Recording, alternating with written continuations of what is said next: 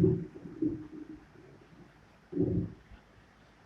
की इस पवित्र धरती पर स्थित राज्य शैक्षिक प्रबंधन एवं प्रशिक्षण संस्थान सीमेट प्रयागराज में आयोजित डिप्लोमा इन एजुकेशनल मैनेजमेंट 2022 में हम इस सभा की प्रेरणा स्रोत और संस्थान की निदेशिका श्रीमती डॉक्टर सुप्ता सिंह, गेम 22 के समन्वयक श्री पवन सावंत सर, सह समन्वयक एवं सेमिनार पत्रक के मार्गदर्शक एवं हम सब के दिलों के सरदार Shri Sardar Ahmad ji, Shri Prabhat Kumar Mishra sir, Shri Amit Khanna sir, Shri Sanjay Chaubey sir, doctor Akanksha ma'am, इस पत्रक से जुड़े सभी महानुभावों तथा इस सभागार में उपस्थित सभी हमारे विद्वान साथियों तथा तकनीकी विशेषज्ञों का आभार सहित स्वागत एवं अभिनंदन करता हूँ।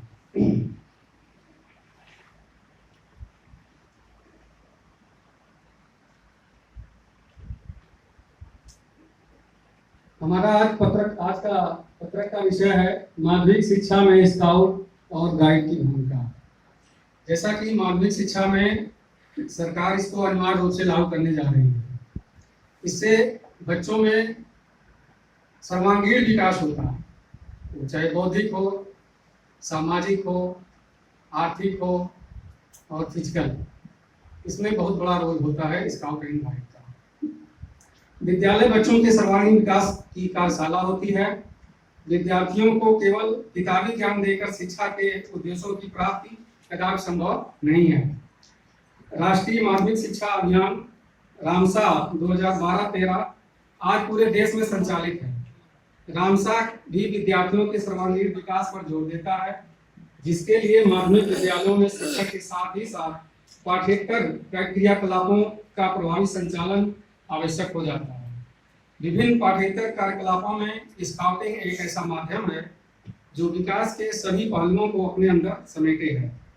यह शिक्षा का ही एक पूरक कार्यक्रम है जो जीवन जीने की कला को सिखाता है। माध्यमिक विद्यालयों के प्रधानाचार्य एवं शिक्षक आए दिन अनुशासनहीनता, किशोर व अपराध, पढ़ने में अरुचि, नकल की बढ़ती प्रवृत्ति और अनेक समस्याओं से रूबरू होते हैं। स्काउटिंग का प्रभावी संचालन इन समस्याओं से निजात दिलाने में सहायक सिद्ध हो सकता है। अध्यापक भी इस शिक्षा प्रदान करने के अपने लक्ष्य को स्काउटिंग के माध्यम से आसानी से प्राप्त कर सकते हैं। किसी भी कार्य का अपना उद्देश्य होता है जो विभिन्न लक्ष्यों को साधने से पूरा होता है। उद्देश्य और लक्ष्य दोनों समानार्थी हैं, किंतु एक छोटे उदाहरण के रूप में व्याख्या की जा सकती है। जैसे हमारे गुरु द्रोणाचार्य जी अपने शिष्यों को धनुर्विद्या का ज्ञान करा रहे थे।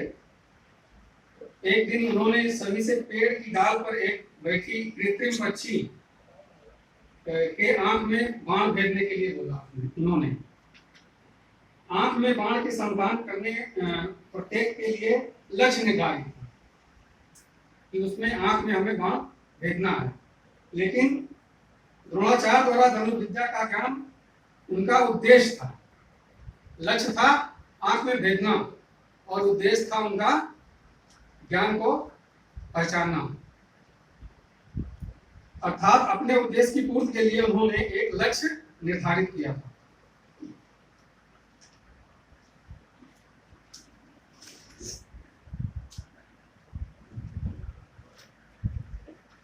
अब हम आते हैं स्काउटिंग क्या है।